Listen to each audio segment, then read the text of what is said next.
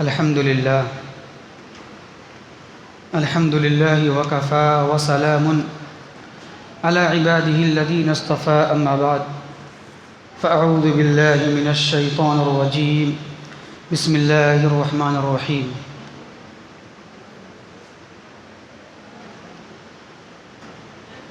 سورہ یوسف کے تعلق سے، چونکہ سورہ یوسف کافی لمبی صورت ہے، تو یہ سوچا ہم نے کہ اگر اس صورت کی تفسیر اگر بیان کی جائے گی تو باقی جو تفاسیر ہیں اور جو پارے ہیں وہ رہ جائیں گے، تو میں نے مناسب یہی سمجھا کہ اب آئندہ اس کو آگے بڑھایا جائے اور اس کو چھوڑ دیا جائے یہیں پر، لیکن مختصر بات آپ کچھ اس تعلق سے کچھ جان لیں کہ دیکھیں یہ واقعہ تو بڑا مشہور ہے ہی ہے، اور یہاں تک بات آئی تھی کہ برادران یوسف کے تعلق سے کہ ان کے سارے بھائی یوسف علیہ السلام کو کنویں میں ڈال دیا، تو پھر یہ ہوا کہ کنویں میں ڈالنے کے بعد مصر کے بادشاہ کے پاس وہ چلے آئے۔ جس طرح وہاں جانے کے بعد ان کی جو بیوی تھی جس کا نام آتا ہے زلیخا، لیکن یہ کسی صحیح حدیث سے یہ بات ثابت نہیں ہے کہ عزیز مصر کی بیوی کا نام زلیخا تھا، یہ ثابت کسی صحیح حدیث سے ثابت نہیں ہے۔ خیر یہ بڑا مشہور ہے، تو اس وقت یہ واقعہ پیش آیا ان کے ساتھ کہ یہ زلیخا جس کو لوگ کہتے ہیں، انہوں نے حضرت یوسف کو اپنی طرف ورغلایا، بہکایا اور غلط کام کے لیے اکسایا، ترغیب دلایا، تو وہ اللہ کی پناہ میں چلے گئے۔ تو یہاں پر ایک بات مجھے کہنی ہے، وہ یہ ہے کہ کچھ لوگ ایسے ہیں جو نکاح خواہ حضرات، جو نکاح پڑھانے والے کچھ لوگ ایسے ہوتے ہیں، نکاح کے اختتام پر، نکاح کے خاتمے پر جب نکاح مکمل ہو جاتی ہے اور وہ دعا کرتے ہیں مجلس میں، تو دعا کے دوران وہ بیان کرتے ہیں یا پھر کہتے ہیں دعا میں کیا کہ اے اللہ ان دونوں کے اندر، یعنی شوہر اور بیوی کے اندر، ان دونوں جوڑے کے اندر میں زلیخا اور یوسف جیسی محبت پیدا فرما دے۔ تو یوں دعا نہیں کرنا چاہیے، ایسی دعا کرنا غلط ہے، حالانکہ ان دونوں کی محبت ناجائز محبت تھی، اور محبت یک طرفہ بھی محبت تھی۔ اگر محبت ہو بھی جاتی، دو طرفہ بھی محبت کہیں اگر ہو جائے تو وہ بھی ناجائز ہے، تو یہ ناجائز محبت ہے۔ اگر آپ کو مثال دے نہیں ہیں شادی کے تعلق سے، اس وقت دعا آپ کو کرنی پڑے تو جائز محبت کی مثال دیں آپ، جس میں جائز محبت ہے، جیسے جناب محمد رسول اللہ صلی اللہ علیہ وسلم اور حضرت عائشہ کی محبت کے مثال پیش کریں۔ خود جیسے آتا ہے کہ اللہ کے نبی صلی اللہ علیہ وسلم پانی وہاں سے پیتے تھے جہاں حضرت عائشہ پانی لگا کر وہاں پیتی تھی، وہاں سے اللہ کے نبی پانی پیا کرتے تھے، اتنی محبت تھی اللہ کے نبی صلی اللہ علیہ وسلم کو حضرت عائشہ سے۔ تو یہ مثال پیش کرنا چاہیے۔ تو یہ مثال جو پیش کی جاتی ہے دعا کے اندر میں زلیخا اور یوسف کی، یہ ناجائز ہے، یہ درست بات نہیں ہے، چونکہ یہ دونوں شوہر بیوی تھے ہی نہیں، تو ایسی مثال سے بچنا چاہیے، یہ ہے۔ چلیے انشاءاللہ ہم آگے چلتے ہیں تاکہ اور بھی جو پاریں الگ الگ ہیں تاکہ مکمل کچھ بات سب سے سننے میں آ جائے اور نئی باتیں آپ کے سامنے آ جائیں تو زیادہ بہتر رہے گا اور زیادہ اچھا رہے گا۔ آئیے شروع کرتے ہیں انشاءاللہ ہم 14 پارے کی مختصر آیت کریمہ کی تفسیر اور اس کی تشریح۔ 14 پارے کی شروعات اس طرح ہو رہی ہے، ربما یود الذین کفروا لو کانوا مسلمین، کہ یہ کفار، یہ مشرکین کے تعلق سے اللہ بیان کر رہا ہے، ایک وقت ایسا آئے گا ان کے پاس کہ یہ تمنا کریں گے یا آرزو کریں گے کہ کاش ہم مسلمان ہو جاتے ہیں، کاش ہم ایمان والے ہو جاتے ہیں۔ یہ تمنا کریں گے، کب کریں گے؟ قیامت کے دن، ابھی تو نہیں کر رہے تمنا۔ اور اسی کی تشریح اللہ تبارک و تعالیٰ نے اور زیادہ بیان کیا ہے، کہاں؟ 21 پارے کے اندر میں کیا؟ وَلَوْ تَرَىٰ إِذِ الْمُجْرِمُونَ نَاكِسُو رُءُوسِهِمْ عِنْدَ رَبِّهِمْ رَبَّنَا أَبْصَرْنَا وَسَمِعْنَا فَارْجِعْنَا نَعْمَلْ صَالِحًا إِنَّا مُوقِنُونَ۔ جب یہ کفار، جب یہ مشرکین اپنی آنکھوں سے آخرت کے ہولناک مناظر کو دیکھ لیں گے تو یہ تمنا کریں گے، اور کیا کہیں گے اپنے رب سے؟ ربنا، اے میرے رب، ابصرنا، ہم نے دیکھ لیا ہے، وسمعنا، اور ہم نے سن بھی لیا ہے، تو اب کیا کیا جائے؟ فرجعنا، تو اے میرے رب مجھے دنیا میں دوبارہ لوٹا دے، یقین مجھے آ گیا ہے مجھے یقین کامل ہو گیا، میں اب نیک عمل کر کے آؤں گا. تو یہ تمنا کریں گے یہ لوگ. اس کے بعد اللہ بیان کر رہا ہے کیا؟ ذرہم یأکلوا ویتمتعوا. اے میرے محبوب صلی اللہ علیہ وسلم، آپ ان کفار و مشرکین کو یوں ہی چھوڑ دیجئے، اپنے حال پر چھوڑ دیجئے کہ جو کرتے رہیں. آپ کی بات کو نہیں مانتے ہیں، نہیں مانیں، آپ ان کے حال پر چھوڑ دیجئے. وہ کھائیں پئیں مزے کریں، کچھ بھی کرتے رہیں. اس سے پتہ یہ چلتا ہے، ایک بات اس سے پتہ یہ چلا کہ کفار و مشرکین کا مطمعی نظر، مرکزی نظر کیا ہوتا ہے دنیا کی؟ صرف دو، ایک پیٹ اور ایک شرمگاہ. اللہ نے اسی کا حوالہ دیا یہاں پر. یأکلوا، کھاتے پیتے رہو، چھوڑ دیجئے ان کو کھاتے پینے کی حالت میں، جو بھی کریں وہ. اور کیا؟ ویتمتعوا، مزے اڑائیں. جیسا کہ قرآن کی ایک اور آیت کریمہ 26 پارے کی کیا اللہ نے ایک مثال دی ہے یہ کفار و مشرکین کے کھانے پینے کے تعلق سے. کیا؟ یأکلون والذین کفروا یتمتعون ویأکلون کما تأکل الانعام. یہ کفار، یہ مشرکین مزے اڑاتے ہیں، خوب مزے کر رہے ہیں اور کھاتے ہیں کیسے؟ جس طرح جانور کھاتے ہیں. والنار مسوی لہم، اور اس کا ٹھکانہ جہنم ہی ہے. تو اللہ تبارک و تعالیٰ نے اس کی مثال کس طرح دی ہے؟ جانوروں سے دی ہے. یہ اس طرح جانور کا کوئی مقصد نہیں ہوتا ہے نا، کھاتے ہیں پیتے ہیں اور اپنی جنسی خواہشات پوری کرتے ہیں، وہ کوئی مطلب نہیں، ان کا کوئی مقصد نہیں ہوتا، ہدف نہیں ہوتا ہے مجھے کیا کرنا ہے، میں اس دنیا میں کیوں آیا، کوئی کچھ انہیں پتہ نہیں ہوتا ہے. تو اس طرح یہ لوگ کرتے ہیں، بس کھانا پینا مزے اڑانا.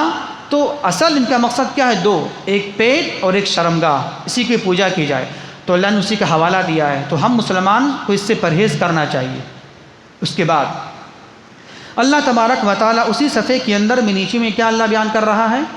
انا نحن نزلنا الذکر وانا لہ لحافظون، کہ ہم نے ذکر کو، مراد قرآن کو نازل کیا ہے اور ہم ہی اس کے محافظ ہیں، حفاظت کرنے والے ہیں. دیکھیں اس سے پہلے تورات، زبور، انجیل، جتنی بھی آسمانی کتاب آئی ہیں اس کی ذمہ داری اللہ نے لی نہیں ہے حفاظت کی. لیکن یہ واحد قرآن کلام اللہ، کتاب اللہ، ایک ایسی واحد کتاب ہے جس کو اللہ تبارک و تعالی نے حفاظت کی ذمہ داری خود اپنے اوپر لے لی ہے. اور اللہ تبارک و تعالی نے اس کی حفاظت کیسے کی؟ کئی طریقے سے کی. اس کی حفاظت کا طریقہ پہلا یہ ہے کہ اللہ نے اس کی کلمات، جو پورے قرآن کی آیات کریمہ ہے پوری مکمل، اس کی آیات کی ذمہ داری، کلمات کی ذمہ داری کس طرح لی؟ حفاظت کے ذریعے، حفظ کے ذریعے. آپ دیکھیں، آپ شروع سے آخر تک اور قیامت تک صحابہ کرام اس کو یاد کرتے رہیں. صحابہ کرام، تابعین، تبع تابعین، اور آج تک حفاظ کے سینوں میں یہ قرآن موجود ہے. اگر ایک نقطہ بھی آگے پیچھے کریں گے آپ تو فوراً حافظ آپ کو ٹوک دے گا. آج تک ایسا اور قیامت تک ایسا ہوتا رہے گا. ایک زبر زیر کی آپ فرق نہیں کر سکتے ہیں. آپ زبر ہو زیر پڑھنے، آپ ایسا ہو ہی نہیں سکتا ہے. حفاظ کی ایک جماعت انشاءاللہ تھی اور ہے اور قیامت تک رہے گی. تو اللہ تبارک و تعالی نے کس طرح اس کی حفاظت کی؟ حفظ کے ذریعے. اللہ نے قرآن کو سینے میں ڈال دیا، حفاظ کرام کے سینے میں. اس طرح قرآن کی حفاظت کر دی گئی، متن کی حفاظت. اب رہا مسئلہ معنی کی حفاظت. اگر اس کا معنی محفوظ نہ ہو پھر بھی صحیح ہونے کا خدشہ ہے. صرف کلمات ہوں، عربی ہوں، لیکن اس کی وضاحت نہ ہو. قرآن میں اللہ نے کیا سمجھایا ہے، اس کی تشریح کیا ہے، اس کی وضاحت کیا، اگر وہ بھی محفوظ نہ ہو تو پھر بھی قرآن کی محفوظیت کا رہ جانا بے معنی ہو جائے گا. صرف قرآن ہو، اس کی وضاحت نہ ہو، یہ بھی غلط، یہ بھی مناسب نہیں ہے. تو اللہ بیان کر رہا ہے کیا؟ انا علینا جمعہ وقرآنہ ثم انا علینا بیانہ. اللہ کیا کہتا ہے؟ ثم انا علینا بیانہ، پھر اس کی وضاحت کرنا بھی میری ذمہ داری ہے. دیکھیے، قرآن کی حفاظت کی ذمہ داری ہے، متن کی ذمہ داری. پورے قرآن کی کلمات محفوظ اللہ نے کر لیا. کس کے ذریعے؟ حفاظ کرام کے ذریعے سے. اب رہا مسئلہ اس کی وضاحت کی ذمہ داری بھی اللہ نے لے لیا ہے. کس کے ذریعے سے؟ اس کی وضاحت قرآن نے کیا کہا؟ واقیموا الصلاۃ. قرآن نے کہا نا واقیموا الصلاۃ، نماز پڑھیں. اب کیسے پڑھیں گے نماز؟ اب اس کی وضاحت قرآن کے اندر نہیں ہے. کیسے پڑھنا ہے، کتنے وقت ہونی چاہیے، تعداد، کچھ بھی وضاحت تشریح نہیں ہے. وآتوا الزکاۃ، زکوٰۃ دیجیے. زکوٰۃ کب دینا ہے، کس کو دینا ہے، نہیں ہے وضاحت. کس طرح دینا ہے، نہیں ہے وضاحت. تو اللہ نے وضاحت کی ذمہ داری بھی لے لی ہے. کس طرح پورا کیا؟ نبی کے ذریعے. نبی کو بھیجا، اور قرآن کے اندر ہی یہ بات موجود ہے. آپ کا 14 پارے کے اندر ہی میں ہے. اللہ بیان کر رہا ہے کہ نبی کے ذریعے وَأَنزَلْنَا إِلَيْكَ الذِّكْرَ لِتُبَيِّنَ لِلنَّاسِ ما نزل الیہم ولعلہم یتفکرون۔ اے میرے محبوب صلی اللہ علیہ وسلم، ہم نے آپ کی جانب ذکر قرآن کو اتارا ہے۔ کیوں اتارا؟ خالی متن پڑھو بس، متن پڑھ کے سمجھ جاؤ؟ نہیں، لتبین للناس، تاکہ قرآن کے اندر میں جو احکام ہیں، جو مسائل ہیں، جو عقیدے والی باتیں ہیں، اس کو اب سمجھائیے، وضاحت کیجیے آپ۔ اس سے پتہ ہی چلا اللہ تبارک و تعالی نے قرآن کے ساتھ ساتھ حدیث کی بھی ذمہ داری لی ہے، دونوں شامل ہیں۔ صرف قرآن کو نہ سمجھے، قرآن محفوظ ہے، حدیث محفوظ نہیں ہے۔ یہ عقیدہ کس کا ہے؟ منکرین حدیث کا ہے کہ قرآن، یہ حدیث تو ایک تاریخ کی طرح ہے، تاریخی کتاب کی طرح ہے، وہ اس میں مکس ہے، صحیح بھی ہے، غلط بھی ہے، مانو مت مانو کوئی فرق پڑنے والا نہیں ہے، ایسا نہیں۔ یہ نظریہ، یہ عقیدہ بالکل گمراہانہ عقیدہ ہے، بلکہ یہ ماننا ہے آپ کو ہے کہ قرآن جیسے محفوظ ہے ویسی حدیث بھی آج تک محفوظ ہے۔ اور اللہ تبارک و تعالی نے کیا کیا؟ نبی کے بعد محدثین کی جماعت کو پیدا کیا، محدثین کی جماعت، جس نے مثال دیا جاتا ہے، چونکہ وضاحت کرنے کا وقت میرے پاس ہے ہی نہیں ہے، کسی نے مثال پیش کیا، کسی سلف نے، کہ اللہ تبارک و تعالیٰ نے محدثین کی جماعت کو اس طرح پیدا کیا اور اس طرح وہ غلط بات کو، یعنی نبی کی طرف جو بات غلط منسوب ہو چکی ہے، یہ محدث اسی طرح نکال لیں گے، غلط کو الگ کر دیں گے، صحیح کو الگ کر دیں گے، جس طرح عورتیں، خواتین چاول سے کنکر کو الگ کر دیتی ہیں، اس طرح یہ محدثین کی جماعت صحیح کو الگ کر دیں گے اور غلط کو الگ کر دیں گے، فرق ہو جائے گی۔ صحیح حدیث کون سی ہے، ضعیف حدیث کون سی ہے، اور آج تک ہو رہا ہے، قیامت تک یہ سلسلہ جاری رہے گا۔ ایسا نہیں ہے کہ ختم ہو گیا، نہیں، ذمہ داری اللہ نے لی ہے بھائی نا، تو یہ پورا کرے گا اللہ تبارک و تعالیٰ علماء کرام کے ذریعے سے، محدثین کے ذریعے سے، یہ قیامت تک جاری اور ساری رہے گا۔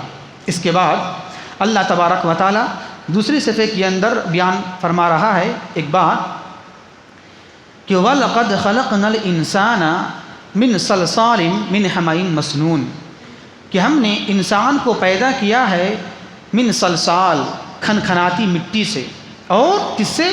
من حمائم مسنون، بدبودار، کالی سڑی گلی مٹی سے پیدا کیا ہے۔ دیکھیں اللہ تبارک و تعالی نے حضرت آدم کو پیدا کیا کس سے؟ مٹی سے پیدا کیا، مٹی سے۔ باقی سارے انسان کو کس طرح پیدا کیا؟ نطفہ سے، ایک حقیر پانی سے اللہ نے پیدا کیا۔ باقی سارے انسانیت کو، ہم سب کو، اور قیامت تک جتنے لوگ آئیں گے پیدا اسی طرح ہوتے رہیں گے، لیکن اللہ نے پیدا کس طرح کیا؟ حضرت آدم کو، پہلے انسان کو مٹی سے پیدا کیا۔ قرآن کے الفاظ ہیں خلقہ من تراب، اللہ نے کس سے پیدا کیا؟ تراب، مٹی سے پیدا کیا۔ لیکن یہاں پر یہ بات جان لیں کہ جب اللہ تبارک و تعالی نے حضرت آدم کو مٹی سے پیدا کیا تو اس مٹی کے مختلف صفت تھی، اس مٹی کے مراحل ہیں، یہ 7 مراحل سے گزر کر اللہ نے مٹی سے پیدا کیا حضرت آدم کو۔ اس کے صفت 7 ہیں، کیا ہے؟ پہلی کیا ہے؟ تراب، تراب بولتے ہیں خشک مٹی، خشک مٹی ہو، سوکھی مٹی ہو، اس کو تراب بولا جاتا ہے۔ تو اللہ تبارک و تعالیٰ نے حضرت آدم کو تراب یعنی خشک مٹی سے پیدا کیا، یہ پہلا مرحلہ ہے پیدا کرنے کے لحاظ سے۔ دوسرا کیا ہے؟ ارض، ارض یہ معنی زمین، یعنی کہ زمین کی مٹی، عام مٹی۔ ابو داؤد کی حدیث میں ہے، اللہ کے نبی بیان فرماتے ہیں کہ اللہ تبارک و تعالی نے زمین سے ایک مٹھی مٹی کو لیا، مختلف مٹی کو لیا، پھر اس کے بعد اللہ تبارک و تعالی نے اسی مٹی سے حضرت آدم کو پیدا کیا۔ اب آگے اسی حدیث کے اندر اللہ کے نبی بیان فرماتے ہیں، تو اسی لیے اسی مناسبت سے اولاد کے آدم کے اندر میں مختلف صورتیں ہیں، مختلف مزاج کے لوگ آپ کو ملیں گے، کوئی کالا ہے، کوئی گورا ہے، کوئی ذرا سرخ ہے، کوئی ذرا سا میانہ چہرے کا ہے، بیچ والا ہے۔ اسی طرح کوئی مزاج گرم مزاج کا ہے، کوئی ٹھنڈے مزاج کا ہے، کوئی میانہ مزاج کا ہے۔ تو کیوں ایسا کیوں ہوا؟ اللہ تبارک و تعالی نے مٹی مختلف طریقوں سے لیا زمین سے، تو اس لیے مزاج بھی مختلف سب کے ہو گئے۔ یہ ابو داؤد کی حدیث ہے۔ یہ ہے دوسرا مرحلہ مٹی کے لحاظ سے۔ تیسرا کیا ہے؟ تین، طا یا نون، تین معنی کیا ہوتا ہے؟ لیس دار مٹی، چکنی مٹی، جس میں چپکانی والی مٹی ہو، اللہ نے اس سے پیدا کیا۔ یہ تیسرا مرحلہ ہے حضرت آدم کو۔ چوتھا مرحلہ کیا ہے؟ تین اللازب، یہ تذکرہ اللہ، کرتا ہے سورہ صافات کے اندر میں، انا خلقناہم من طین لازب، کہ ہم نے پیدا کیا انسان کو من طین لازب، لیس دار مٹی سے، یعنی چپکنے والی مٹی سے اللہ نے پیدا کیا. یہ چوتھا مرحلہ ہے. پانچواں کیا ہے مرحلہ؟ حمائل مسنون، ہم نے پیدا کیا حضرت آدم کو کس طرح پیدا کیا؟ حمائل مسنون، بدبودار، کالی سڑی گڑی مٹی سے پیدا کیا ہم نے. یہ پانچواں مرحلہ ہے مٹی کے لحاظ سے. چھٹا مرحلہ کیا ہے مٹی کا؟ سلسال، ہم نے پیدا کیا حضرت آدم کو. سلسال معنی کیا ہوتا ہے؟ کھن کھناتی مٹی، جس میں آواز ہو، کھن کھن ٹن ٹن کی آواز آئے، اس کو بولتے ہیں سلسال. کھن کھناتی مٹی سے پیدا کیا. اور ساتواں مرحلہ کیا ہے مٹی کے لحاظ سے؟ سلسالن کالفخار، جیسے اللہ بیان کر رہا ہے اسی، بلکہ آپ کا آتا ہے اس کا تذکرہ سورہ رحمان کے اندر میں، خلق الانسان من صلصال کالفخار، اللہ نے پیدا کیا انسان کو سلسال یعنی کھنکھناتی مٹی، ٹھیکرے کے جیسے جس طرح وہ بستی ہے. اب اس کو سمجھیے آپ، جب اللہ نے پیدا کیا حضرت آدم کو مٹی سے تو اس میں ساری چیز شامل ہو گئی، سب مل گیا اس میں. کیسے؟ جب اللہ نے مٹی لی زمین سے تو شروعات میں مٹی کیسی تھی؟ وہ خشک تھی، وہ خشک ہو گئی. پھر اس کے بعد کیا کیا اللہ نے؟ اس میں پانی ڈال دیا تو مٹی اب گیلی ہو گئی. پھر کچھ دن چھوڑ دیا تو اب وہ مٹی لائسدار چپکنے والی ہو گئی، یہ بھی اس میں شامل ہے. پھر کچھ دن کو چھوڑ دیا اللہ نے مٹی کو، یوں ہی چھوڑ دیا تو مٹی بالکل بدبودار ہو گئی، کالی ہو گئی، بالکل اس میں سڑان بدبو پیدا ہو گئی. پھر کچھ دن کو چھوڑ دیا اس مٹی کو تو وہ مٹی بالکل سوکھ گئی، دھوپ کی حرارت سے بالکل وہ مٹی کیا ہو گئی؟ سوکھ گئی. اور سوکھنے کے بعد کیا ہو گئی؟ اس مٹی سے آواز، کھن کھن کی آواز آنے لگی. تو اس طرح اللہ نے پیدا کیا، اس میں سب شامل ہو گئے، سوکھی مٹی، کالی مٹی، سڑی گلی مٹی، اس میں سب شامل ہو گیا ساتوں. اس میں تو 7 مراحل ہیں مٹی کے لحاظ سے. تو اللہ نے اس طرح پیدا کیا حضرت آدم کو، 7 مراحل سے گزر کر یہ پیدا ہوئے ہیں. باقی ہم انسان پیدا کس طرح ہوئے ہیں؟ مٹی سے نہیں، مٹی کی شروعات وہاں سے ہے، نسل ہے اصل مٹی کی ہم لوگ ہیں، لیکن ظاہری چیز کیا ہے؟ نطفہ حقیر پانی سے ہم لوگ پیدا کیے جاتے ہیں اور کیے جائیں گے قیامت تک. اس کے بعد اللہ تبارک و تعالی بیان فرما رہا ہے تیسری صفحے کے اندر میں کیا؟ قال ربی بما اغویتنی لأزینن لهم فی الارض ولأغوینہم اجمعین. اللہ تبارک و تعالی نے جب پیدا کیا حضرت آدم علیہ السلام کو تو سارے فرشتوں سے کہا کہ سجدہ کرو. سب نے بات مان لیا اللہ تبارک و تعالیٰ کی، سوائے ابلیس نے بات نہیں مانا. یہ کہا انا خیر، میں اس سے بہتر ہوں، چونکہ میں شعلے سے بنا ہوں، آگ سے بنا ہوں، اور آگ کی صفت کیا ہے؟ اوپر کو جاتی ہے. مٹی جب پھینکیں گے نیچے تو وہ نیچے کو جائے گی. تو میری صفت آگ بلندی ہے اور اس کی صفت حقیر ہے، تنزلی ہے، تو میں سجدہ نہیں کروں گا. وہ قیاس لڑایا اپنا تو کہا اللہ نے میں تمہیں گمراہ کر دیا. اللہ نے اسے گمراہ کر دیا اور نکال دیا وہاں سے. وہی اللہ کہہ رہا ہے یہاں شیطان ابلیس کے تعلق سے. ابلیس نے یہ کہا اپنے رب سے، ربی، اے میرے رب. دیکھیں ابلیس بھی رب مان رہا ہے، ابلیس بھی بڑا شیطان بھی رب کو رب مان رہا ہے. ربی کہا، ربی اے میرے رب، آپ نے مجھے گمراہ کر دیا، نکال دیا، ٹھیک ہے اب میں کیا کروں گا؟ دنیا میں جاؤں گا. دنیا میں جانے کے بعد آپ کے بندے کو میں اس کے سامنے گناہ کو مزین کر کے پیش کروں گا، گناہ کو سجا کر سوا کر اس کے سامنے پیش کروں گا، اور میں سارے لوگوں کو گمراہ کر دوں گا، اللہ سوائے جو آپ کے خاص بندے ہوں گے وہ ہم سے گمراہ نہیں ہو پائیں گے. تو دیکھیں اس سے پتہ یہ چلا کہ شیطان جو انسان کے سامنے گناہ پیش کرتا ہے اس کی طریقہ کیا ہے؟ اس گناہ کو خوبصورت کر کے پیش کرتا ہے. کوئی گناہ ایسا آپ کو نہیں ملے گا جو بظاہر خراب دکھے. ہر گناہ آپ کو اچھا دکھتا ہے، ہر گناہ بظاہر، حقیقت میں تو خراب ہے لیکن بظاہر ظاہر میں آپ کو خوشنما، دل فریب، دل ربا نظر آتا ہے. کیوں؟ اسی شیطان کے حیلہ کی وجہ سے اور اس کے کرنے کی وجہ سے. شیطان نے گناہ کو مزین کر کے پیش کیا انسان کے سامنے. تو ایک حربہ ہے، حیلہ ہے شیطان کا کہ شیطان بالکل گناہ کو سجا کر سنوار کر پیش کرتا ہے، اور نیکی کو آپ کے سامنے کیا پیش کرے گا؟ بالکل سختی انداز میں، بالکل ناراضگی والے انداز میں. جب آپ کوئی چیز مانیں گے، عقیدے والی بات، نماز روزے، تو کیا آپ کے دل میں سختی لا دے گا، وہ ایسا مت کرو، اس سے پریشانی ہوگی، یا زکوٰۃ مال میں کمی ہو جائے گی، زکوٰۃ مت دو، صدقہ مت کرو، بچا کر رکھو، کیوں؟ مال میں زیادتی ہوگی تو اس طرح وہ آپ کی نظر میں بات کو ڈالے گا اور گناہ کو اس طرح، نیکی کو اس طرح پیش کرے گا آپ کے سامنے. وہ تو ایک حیلہ ہے، اس کا ایک تدبیر ہے. اس کے بعد اللہ تبارک و تعالی بیان کر رہا ہے قوم لوط کے تعلق سے. قوم لوط کے اندر یہ خرابی تھی اور ان کا یہ بد اخلاقی یہ تھا، ان کا برا عمل یہ تھا کہ وہ خواتین سے اپنی خواہشات کو بجھانے کے بجائے مردوں سے اپنی خواہشات کو بجھاتے تھے. ان کا یہ بہت بڑا خراب عمل تھا جو دنیا میں کسی نے آج تک کیا نہیں. تو اللہ نے اس پر عذاب تین طریقے سے نازل کیا اور بھیجا. اللہ بیان کرتا ہے پہلا عذاب کیا ہوا؟ فَأَخَذَتْهُمُ الصَّيْحَةُ، چیخ کی عذاب اس کے پاس آئی. اس کے بعد کیا؟ فَجَعَلْنَا عَالِيَهَا سَافِلَهَا، ہم نے اس کے بستی کو اٹھا کر نیچے پٹک دیا. فرشتے اس بستی کو پورا مکمل بستی کو اٹھا کر لے گئے اور اوپر سے نیچے پٹک دیا. 2 عذاب ہو گیا. تیسرا عذاب کیا آیا؟ وَأَمْطَرْنَا عَلَيْهِمْ حِجَارَةً مِّن سِجِّيلٍ، ہم نے ان لوگوں پر پتھروں کی بارش نازل کر دی، پتھروں کی بارش. تو قوم لوط پر عذاب 3 طرح آیا. ایک چیخ کا عذاب، چنگھاڑ کا عذاب. دوسرا عذاب بستی کو پلٹ دیا گیا. تیسرا عذاب پتھروں کی بارش کر دی گئی.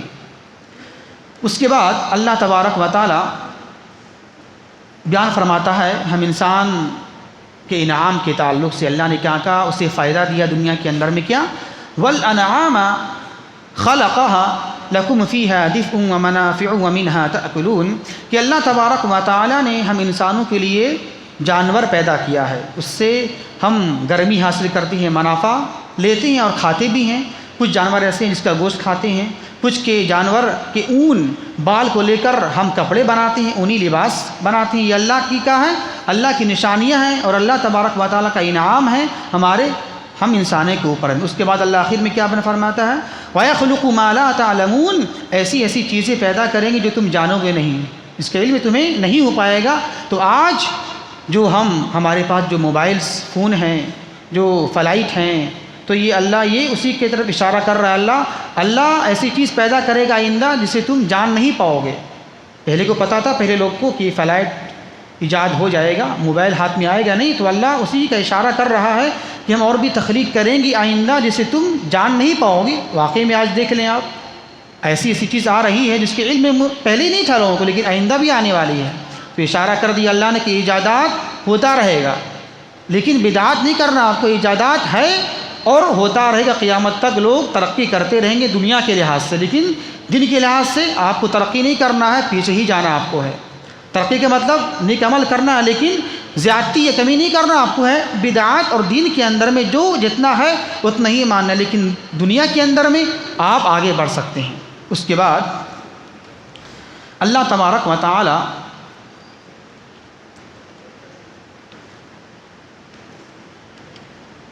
دیکھیں اللہ نے ایک بات بیان کی ہے کہ وَاللَّهُ جَعَلَ لَكُم مِّن بُيُوتِكُمْ سَكَنًا، کہ اللہ تبارک و تعالی نے تمہارے لیے گھروں کو سکون کا ذریعہ بنا دیا ہے. یہ گھر جو ہیں ایک سکون کا ذریعہ ہے. دیکھیں قرآن کے اندر میں اللہ تبارک و تعالی نے 3 چیز کو سکون کا ذریعہ کہا ہے. 3 چیز کو. پہلا کیا ہے؟ یہ گھر، یہ آیت کریمہ ہے.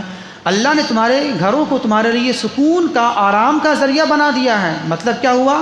یہ گھر کا اچھا مل جانا یا گھروں کا آپ کو لائق ہو جانا، یہ ایک نعمت اللہ کی ہے، یہ ایک سکون کا ذریعہ ہے. دوسرا کیا ہے؟ بیویاں، نیک بیویاں سکون کا ذریعہ ہے. اللہ بیان کرتا ہے 21 پارے کے اندر میں کیا؟